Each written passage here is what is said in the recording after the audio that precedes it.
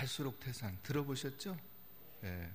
제가 이제 어제 이 갈수록 태산이라는 말에 대해서 좀 더 자세히 살펴보려고 이 속담 사전이 있어요. 그래서 이제 그걸 한번 이렇게 뒤적거리다가 웃음이 터졌습니다. 소위 말하는 빵 터졌는데, 왜 그러냐면 그 갈수록 태산을 해석해 놓은 그 사전 끝부분에 이제 이게 옛날 속담이니까 그래도 최근에, 아주 최근은 아니지만 6.25 때 사람들이 많이 했던 이야기들이 거기 기록이 돼 있어요. 갈수록 태산에 해당하는 그것을 설명하는 말이에요.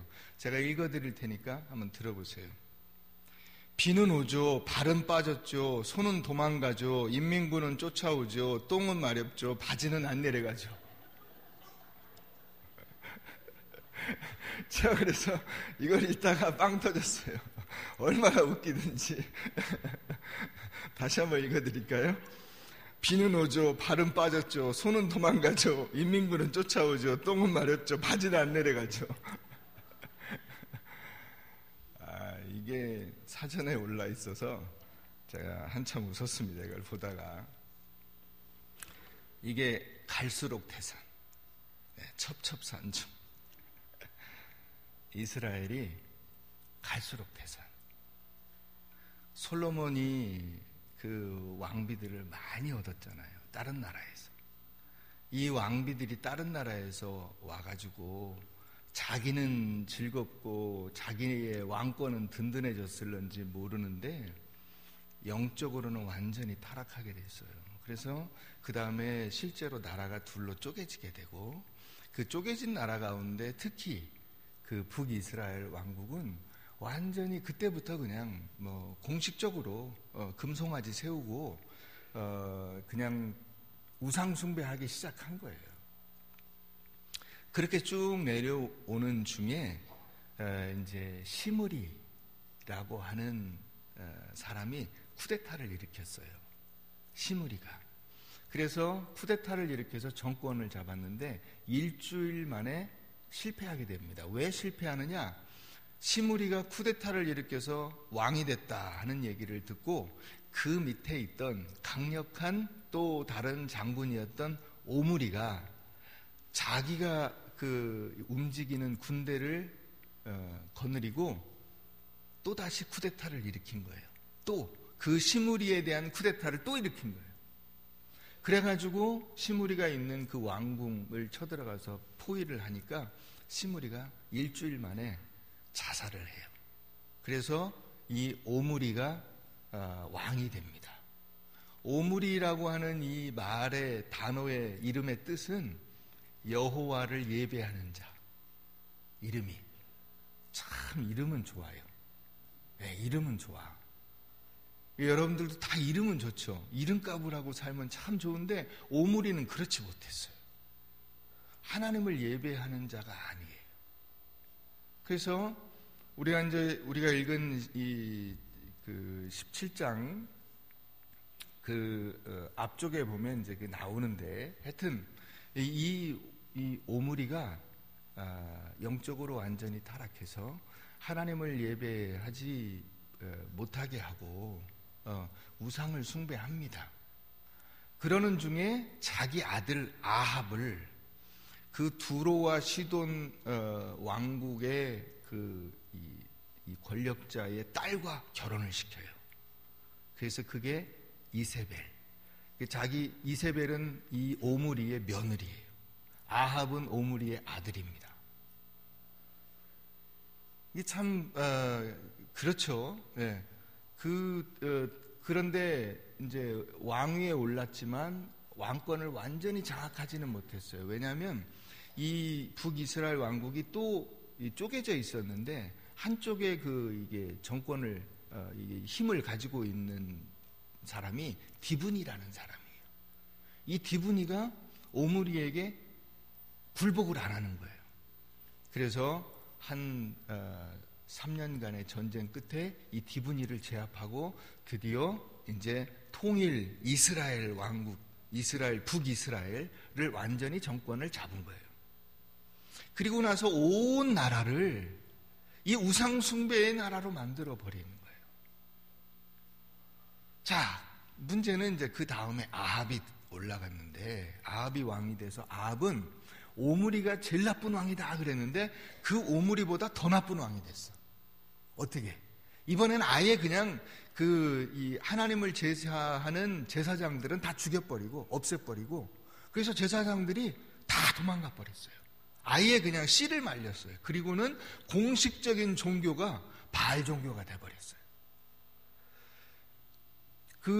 이 하나님을 제사하는 이를테면 예배당이 다 그냥 이 바알 제사장 예배당이 돼버린 거예요. 이렇게 아합이 정권을 잡은 그와 같은 상황에서 엘리야가 등장을 하게 됩니다. 엘리야는 사실 우리가 성경을 좀 보다 보면은 누구냐? 엘리야가 근원이 없어요. 그냥 디셉 사람 엘리야 이렇게만 나와요. 뭐 엘리야가 어떤 어린 시절을 거쳤는지, 어떻게 선지자가 됐는지, 하나님께서 그에게 또 다르게 역사하신 것이 무엇인지, 이런 것들이 이 앞에 하나도 없고요. 갑자기 뜬금없이 짠 하고 나타나요. 그래서 우리가 이제 이 17장에서 엘리야를 만나게 됩니다. 이 엘리야가 나타나자마자 엘리야는 굉장히 직설적이고 이 탱크와 같이 쫙 밀고 나가요. 아합에게 가서, 자, 이제 우리가 1절에 가서 보면 나오죠. 아합에게 말하되 내가 섬기는 이스라엘의 하나님 여호와께서 살아계심을 두고 맹세하노니 내 말이 없으면 수년 동안 비도 이슬도 있지 아니하리라.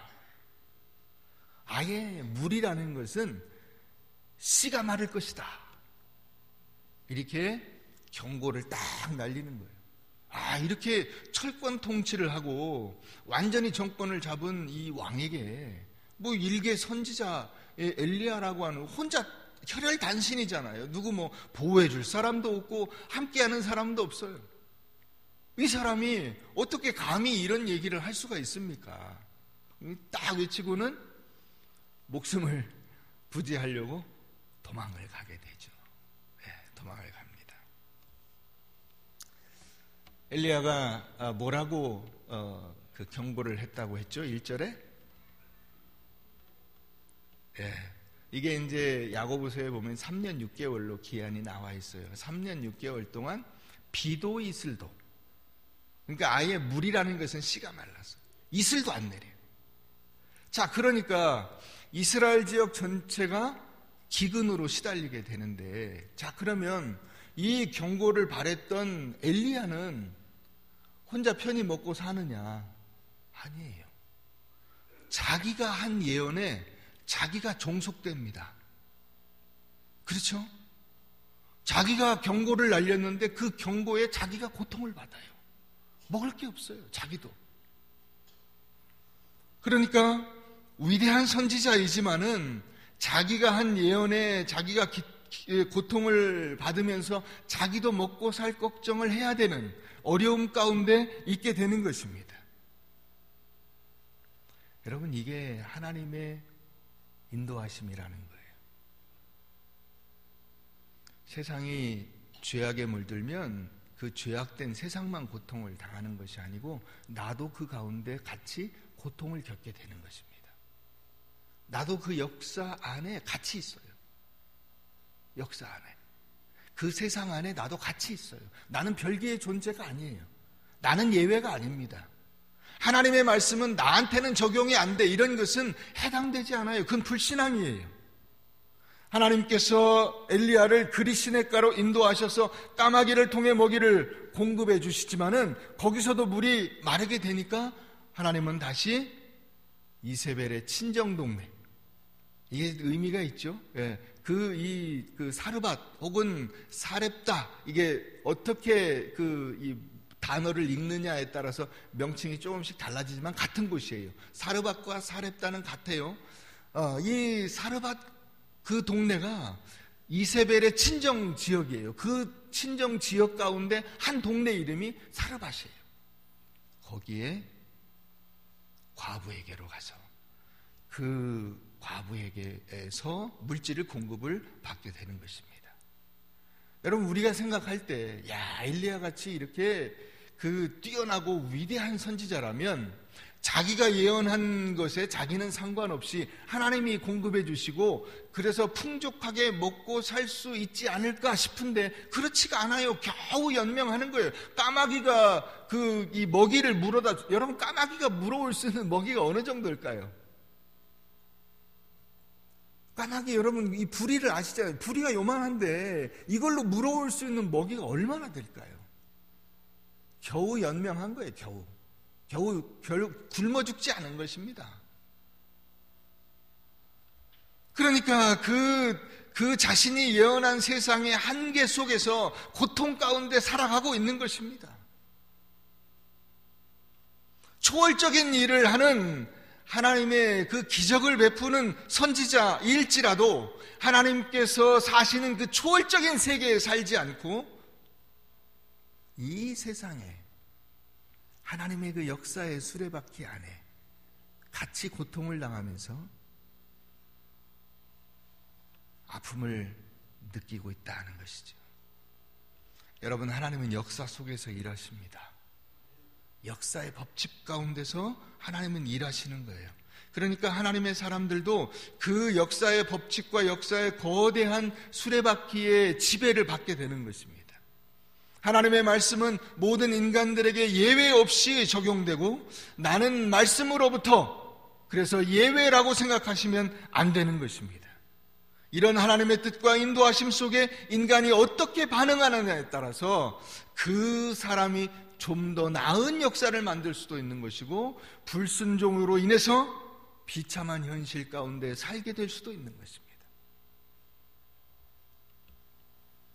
우리 믿음으로 사는 사람들은 신실한 하나님의 은혜를 경험하면서 살고, 그래서 우리가 혹시라도 그 가운데서 하나님의 말씀을 어기고 불순종하게 될 때는 어떻게 됩니까? 거대한 하나님의 심판 속에 멸망하게 되는 것입니다. 자, 엘리야가 누구로부터 이 기근 가운데 음식을 공급받았냐? 까마귀와 과부예요. 까마귀는 이미 제가 말씀드린 것처럼 미물입니다. 미물이에요.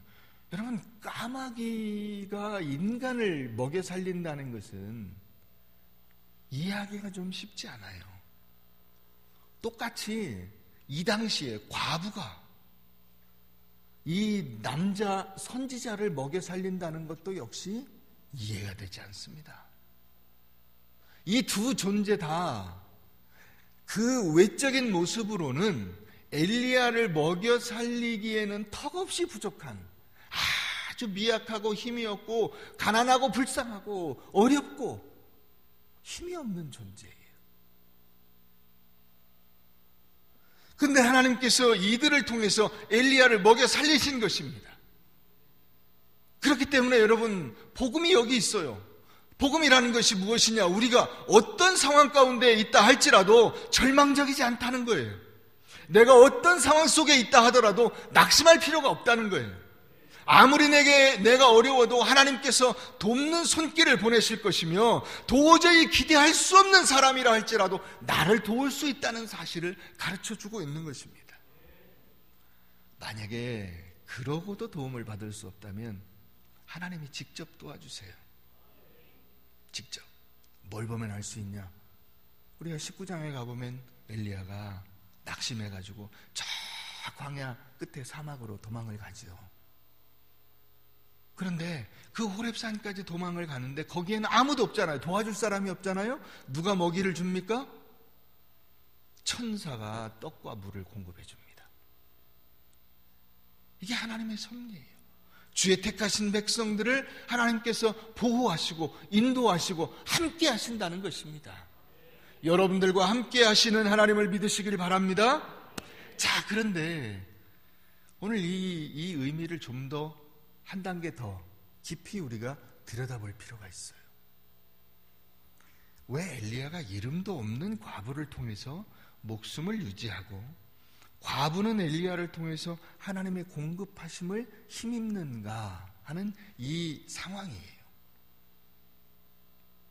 왜 이게 여기 기록되어 있을까? 이것은 우리에게 무엇을 알려주고 있을까? 엘리야는 아합에게 예언하고 숨어버렸습니다. 자, 공식적인 그 역사의 무대 위에서 아합에게 큰 소리 빵 치고는 그 다음에 역사의 무대 밑으로 내려가 버렸어요. 이 역사의 무대 아래에 누가 있습니까? 이 사르밧 과부가 있습니다. 이름 없는 여자가 있어요. 여러분들이 있습니다. 제가 있습니다. 이 역사의 무대, 우린 역사의 무대 위에 있는 사람들이 아니잖아요. 이 세상에 어떤 권력자들이나 사람들이 주목할 만한 사람들이 아니잖아요. 여러분들 가운데 어느 누구도 여러분 이름 딱 대면 전국에 누구라도 알 수 있는 사람 제가 알고 있기는 없어요. 여러분들이 혹시 페이스북 친구 저보다 많은 분 혹시 있으십니까? 없어요. 저도 이름이 없는데 여러분들도 이름이 없어요. 우리 다 이름이 없어요. 역사의 무대 아래에 있는 사람들이에요. 이 과부도 똑같아요. 과부는 아주 전형적으로 이스라엘 사람들 가운데서 제일 힘이 없는 사람 고아와 과부, 불쌍한 사람 고아와 과부, 도와줘야 될 사람 고아와 과부와 이방인, 그 과부예요. 아들 하나 데리고 있는 과부. 이제 마지막 양식 한 줌 남아가지고 그걸로 마지막 밥 한 끼 먹고 그 다음에는 아무 대책이 없는 과부. 역사의 무대 아래에 있는 사람, 모래와 같은 사람, 흙과 같은 사람, 찌꺼기와 같은 사람. 거기로 엘리야가 숨어버린 것이다. 과연 그럴까요? 자, 우리 요한복음 14장 한번 가보겠습니다. 요한복음 14장.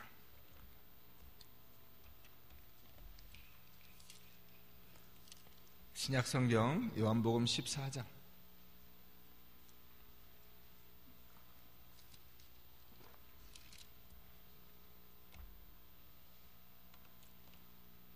찾으셨습니까?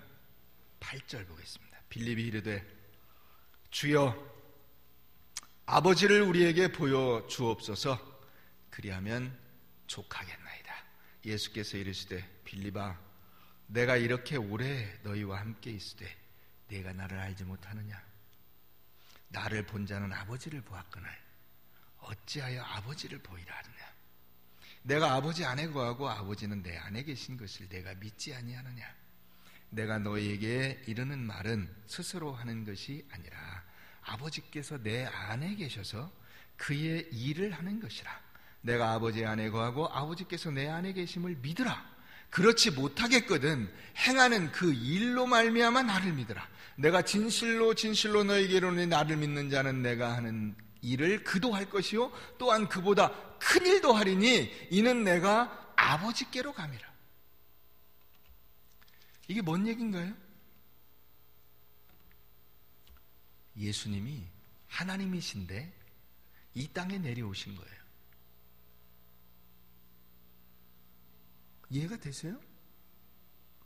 한번 따라해 보세요. 예수님이 하나님이신데 이 땅에 인간으로 내려오셨다.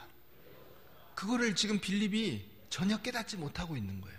예수님이 여러 번 말씀을 하셨는데도 불구하고 전혀 이해를 못하고 있어요. 그리고서 뭐라고 하냐면 하나님을 보여주세요 그러는 거예요. 그때 예수님이 뭐라고 하십니까? 야, 아버지가 내 안에 계셔서 내가 너희하고 이렇게 계속 지금 3년 동안 먹고 생활하고 같이 부딪히고 있는데 아버지를 또 보여달라고 하느냐?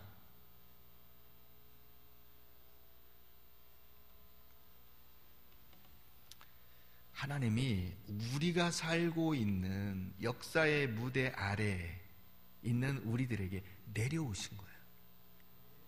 하나님이 내려오셨어요. 여러분 어렵습니까? 얘기가 어렵습니까? 네. 눈이 초점을 잃어가고 있는데 점점 네. 갈 곳 없는 눈동자. 유행가 가사 같아요. 이리저리 방황하고 있어요. 방황하다가 갈 데가 없으면 이제 이 눈꺼풀이 내려와요.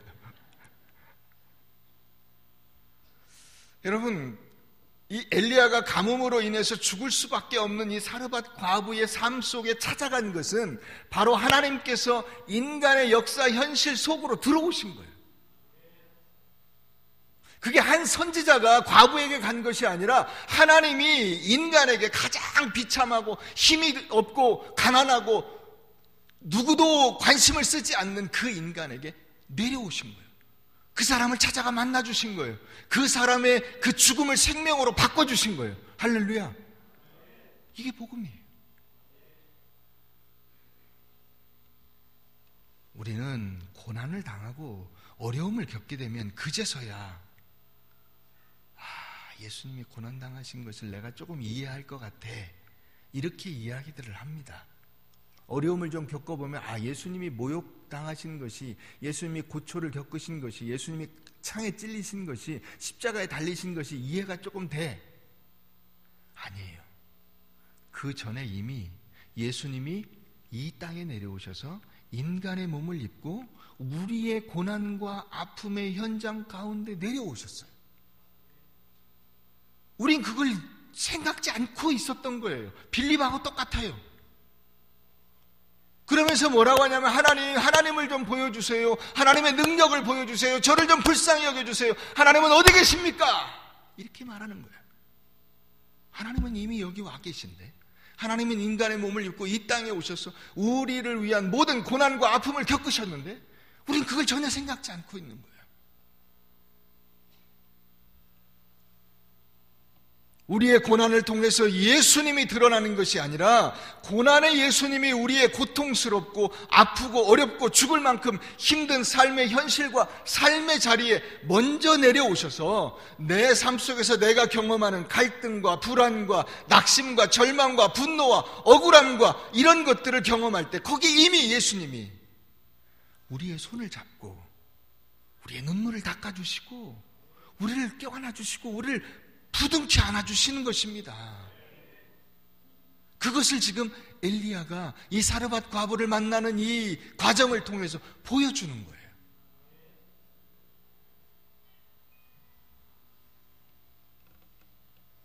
여러분, 우리가 가끔씩 그런 얘기를 해요. 다른 사람에게 어려운 일을 겪으면 이거는 당해본 사람만 알아. 안 당해본 사람은 전혀 이해할 수가 없어. 그 자리에 예수님이 이미 오셨다는 것을 이해하셔야 돼요. 여러분, 예수님이 당하신 그 고난을 여러분들은 이해하십니까? 못하시잖아요. 더 큰 아픔과 고난을 예수님이 겪으신 거예요. 근데 예수님이 겪으신 고난은 사실 세 발의 피예요. 하나님이 인간이 되셔서 이 세상에 내려오셨다는 것이 진짜 고난인 거예요. 그것이 고통인 거예요.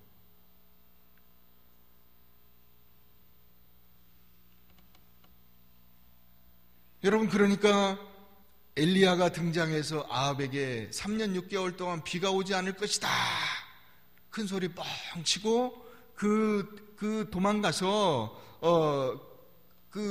이게 어디로 갔는지 모르게 사라진 그것이 그 엘리야의 사역이 아니고, 진정한 엘리야의 사역은 무엇이었냐면 그 예언으로 인하여 고난받는 이 사르밧 과부에게 하나님이 너와 함께 하시고 하나님의 역사하심이 너를 지켜주실 것이며 너희의 삶을 책임져 주실 것이라는 사실을 그 여인의 삶 속에 실제적으로 입증시켜 준 거예요. 그것이 엘리야가 오늘 우리에게 주는 가장 큰 위로요, 힘이요, 능력인 것입니다. 엘리야는 과부의 삶 속으로 들어갔어요. 과부의 삶 속으로. 하나님께서 역사의 뒷마당에서 아무도 쳐다보지 않고 아무도 관심 두지 않는 것처럼 느껴지는 그 연약한 한 개인의 극한적인 상황 속으로 들어가신 거예요. 과부는 죽을 수밖에 없었지만 엘리야는 과부의 그 고통과 죽음을 대신해 주었고, 과부가 죽을 수밖에 없었던 그 인생은 엘리야를 통해서, 하나님을 통해서 생명으로 바뀌었어요. 살아났습니다. 한 끼밖에 먹을 것이 없었던 그 여인이 3년 6개월 동안 굶어 죽지 않고 사는 거예요. 고난의 시기를 견딘 거예요. 어려움과 아픔과 환난과 그 고통을 극복할 수 있는 힘을 허락해 주신 거예요. 여러분, 하나님께서도 오늘 우리들에게 그와 같은 은혜를 베풀어 주실 줄로 믿으시길 바랍니다. 우리가 가는 이 길은 그냥 단순히 우리 혼자서 가는 고난의 길이요, 아픔의 길이 아니라 하나님이 동행하시는 길이요, 그 길에 그 가루와 기름으로 계속 공급해 주심으로써 내가 너와 함께 한다는 사실을 보여주시는 것입니다. 얼마나 감사한. 자, 우리 요한복음 1장 가보십시다. 요한복음 1장.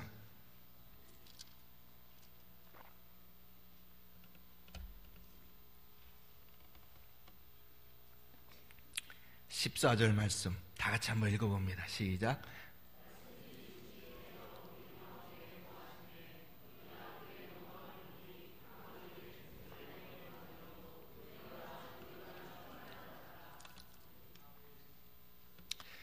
여러분, 거기 말씀이 육신이 돼요. 여기를 동그라미 쳐놓으세요. 말씀이 육신이 돼요. 이 말씀이 육신이 되었다 하는 이 말씀처럼 우리에게 그 힘이 되고 소망이 되고 기쁨이 되고 감사한 말씀이 없는 거예요. 말씀이 육신이 되다. 그래서 이 안셀무스라고 하는 신학자는 왜 하나님이 사람이 되셨는가라는 책에서 인간은 도저히 이것을 이해하지 못한다, 이렇게 얘기했어요. 인간은 도저히 하나님이 인간이 되셨다는 말 자체를 이해를 못한다는 거예요. 아무 느낌이 없어요. 실제로 우리가 듣기는 듣지만은 아무 느낌이 없어요. 왜냐하면 우리로서는 도저히 이해할 수 없는 일이기 때문에. 여러분, 천지 창조를 이해하실 수 있습니까? 이해가 안 되죠. 사람들이 맨날 뭘 얘기해요? 요즘에 창조적인 삶에 대해서 얘기하잖아요. 직장인들은 아마 다 아실 거예요. 야, 창조적으로 일을 해라, 너 뭐 하나 만들어내라 이러는데 그 재료가 다 있는데도 그 하나 만들어내기가 어려워요. 여러분, 제가 이게 성경책 있죠, 주석 있죠, 뭐 참고할 책들이 있죠. 자료가 다 있는데도 설교 하나를 만들어내기가 어려워요. 이게 인간이 이 하나님이 창조하신 그 창조를 이해한다는 것은 도저히 상상할 수 없는 일이에요. 하나님께서 그런데 인간이 되셔서 이 땅에 내려오셨다는 거예요. 이해가 됩니까? 안 됩니다. 이거는 그냥 문자로만 이해하는 것이지 우리가 전혀 실감이 안 나는 거예요. 여러분, 하나님이 인간의 수정란이 돼서 여인의 뱃속에 들어가서 10개월을 거기 묵다가 이 땅에 태어나서 자라면서 가난과 고통과 아픔과 갈등과 억울함과 모욕과 사람들의 비판과 정죄와 십자가에 달려 죽으시는 이 과정을 사신 거예요. 잠깐 왔다 가신 게 아니고요. 이 엘리야처럼 뭐 이렇게 잠깐 무슨 계시의 말씀을 듣고 아합에게 짠 하고 나타났다 없어진 게 아니고요. 하나님이 그 인간의 삶의 현실 속에 들어와서 인간으로 사신 거예요. 이게 말씀이 육신이 된 것입니다. 여러분, 우리 모든 인간의 절망과 아픔의 자리에 오신 예수 그리스도를 믿으십니까? 근데 우리의 혼동은 뭐냐면 보통 이 내게 오신 예수 그리스도, 이분을 바라보는 게 아니라 내 고통을 소위 말하는 믿음과 신앙이라는 그 도구로, 그 도끼로 막 찍어서 이 내가 원하는 그 나무를 잘라버릴 것이다. 그것이 뭐냐면 보통 세상적인 복, 내가 원하는 어떤 물질, 뭐 환경, 조건 이런 것들이죠. 그런 생각을 해요. 여러분, 하나님은 그것보다 훨씬 더 크신 분이에요. 성경은 그렇게 얘기하지 않아요. 우리가 문제를 해결하는 것이 신앙의 목표가 아니고 삶의 문제들을 하나님께 구하고 응답받기 훨씬 이전에 이미 하나님이 내게 찾아오셔서 예수 안에서 그 모든 나의 문제를 해결해 놓으셨다는 거예요. 이게 복음이에요. 이미 2000년 전에 예수님이 이 땅에 인간으로 오셔서 인간이 당할 수 있는 모든 고통과 아픔을 당하시고 내 문제의 해답을 이미 다 해결해 놓고 가셨다는 거예요. 여러분, 이 여인이 엘리야를 만나는 이 시점에 이미 이 여인의 그 가뭄 동안에 모든 문제는 해결이 돼 있잖아요.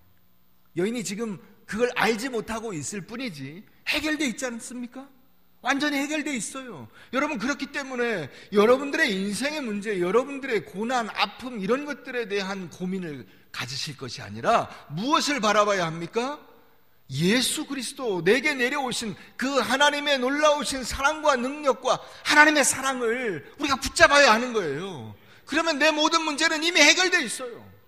걱정할 필요가 없는 것입니다.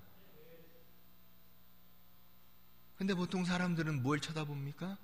그 가루만 쳐다봐요. 가루. 기름만 쳐다봐요. 아, 가루가 떨어지는데, 기름이 떨어지는데 어떡하지? 여러분, 매일같이 그 가루에, 그 가루통에 가루가 닿지 않고 기름통에 기름이 닿지 않았어요.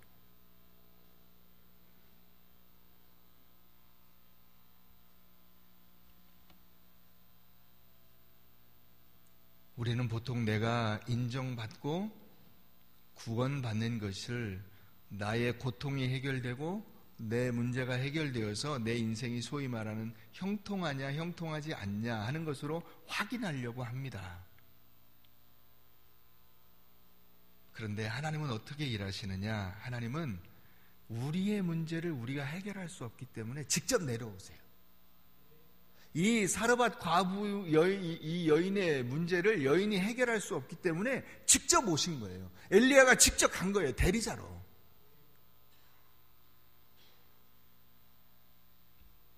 여러분, 이걸 우리가 바라봐야 하는 것입니다. 그러니까 하나님은 이 가루의 통에 가루를 다하지 않고 기름통에 기름을 다하지 않는 기름 장수나 밀가루 장수가 아니고 누구예요? 생명의 공급자.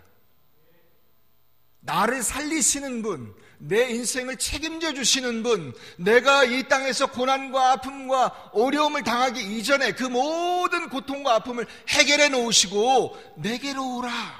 너희는 다 내게로 오라. 내가 너를 위한 길을, 너를 위한 생명을 준비해 놓았다. 부르시는 분이에요.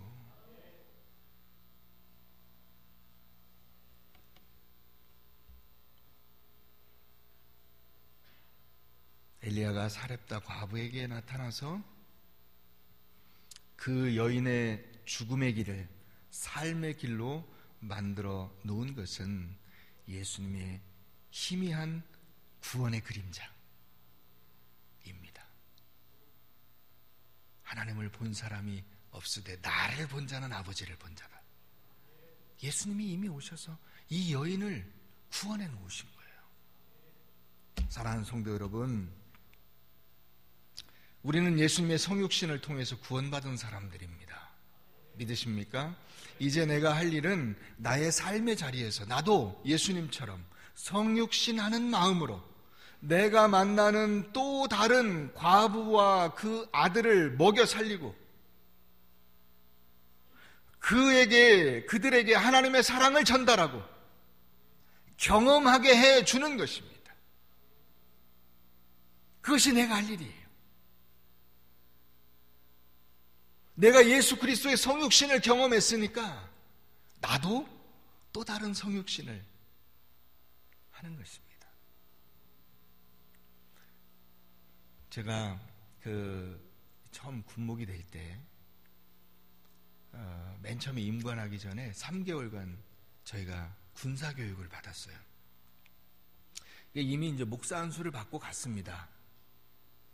군대에 입대를 했는데 목사가 돼서 군대에 가니까 참 모든 게 낯설죠. 벌써 나이가 그 다른 일반 군인들보다 훨씬 많고요. 거기 있는 조교들이나 이런 애들보다 나이가 많아요. 그런데 이제 거기서 뭘 했냐면 각개전투, 이름은 들어봤나? 각개전투. 각개전투를 했어요. 각개전투 시간인데 각개전투를 하러 이게 하여튼 한 1시간을 구보로 이게 뛰어서 총 메고 막 뭐 해서 메고 이렇게 가야 돼요. 가가지고 거기 가서 각개전투 교장에서 훈련을 받았습니다. 뭐 그때 한번 받고 끝이에요, 저도. 네. 그런데 그 각개전투 교장에서 제가 느낀 게 있어요. 성육신이라는 것이 이런 것이구나 하는 생각을 한번 해봤어요. 제가 그렇다고 해서 엄청나게 고생하면서 군생활을 한 것은 아니죠. 그냥 그 훈련의 과정만 했을 뿐이에요. 그런데 그 각개전투 교장이 그때 한 4월 달이었는데 4월 달이니까 여러분 보통 군대는 이상하게 밖에보다 추워요. 참 희한해. 예, 밖에는 따뜻한데 이 군대 울타리 안에 들어가면 추워요. 각개전투 교장도 그 부대 울타리에서 멀리 떨어진 다른 곳에 있는데 그 각개전투 교장은 추워. 근데 거기에 이게 봄에 비가 와가지고 막 물이 차 있고 막 진흙탕이고 엉망이에요. 거기 이제 저희가 훈련복을 입고 가가지고 그 바닥을 기는 거예요.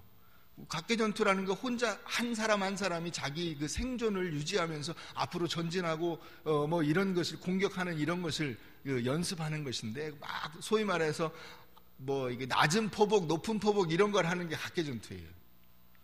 거기서 제가 이 진흙탕을 막 기어가는 중에 내가 군인이 된다는 것이 이렇게 힘겹고 어려운 상황에서 이게 시키는 대로 이런 것을 하는 것이구나.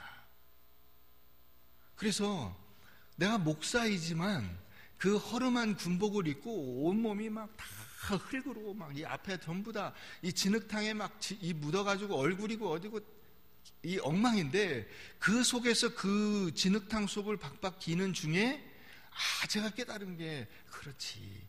예수님이 이렇게 저 높고 높은 보좌를 버리시고 이 낮은 땅 위에 오셔서 그 진흙을 묻히시고 도저히 이게 팔꿈치도 다 막 밑에 안에 까지고 막 이 무릎도 까지고 상체기가 나고 막 날은 춥고 막 몸은 젖어 있고 그 엉망인 그 상황을 예수님이 견디신 거예요. 인간의 몸을 입고 태어날 때부터 구유에 태어나셔서 그 사람들의 모욕과 조롱을 받으면서 그렇다고 편안하게나 자랐습니까? 목수의 아들로 가난하게 어렵게 힘들게 사람들의 인정을 받지 못하는 가운데 자라신 거예요. 예수님의 그 성육신이 바로 이런 거구나. 이런 거구나. 여러분, 우리를 위해서 예수님이 내려오셨습니다. 그분이 여러분과 함께 계십니다. 임마누엘이에요. 하나님이 나와 함께 계십니다. 그 하나님이 함께 계심을 확신하면서 여러분들의 마음속에 그 믿음을 가지고 여러분들도 여러분들의 삶의 자리 속으로 들어가셔서 그곳에서 또 다른 과부와 또 다른 그 과부의 아들을 위해서 여러분들이 가진 것을 나눠주면서 그리스도의 놀라운 복음과 은혜를 증거하는 하나님의 종들이 되시기를 주의 이름으로 축원합니다.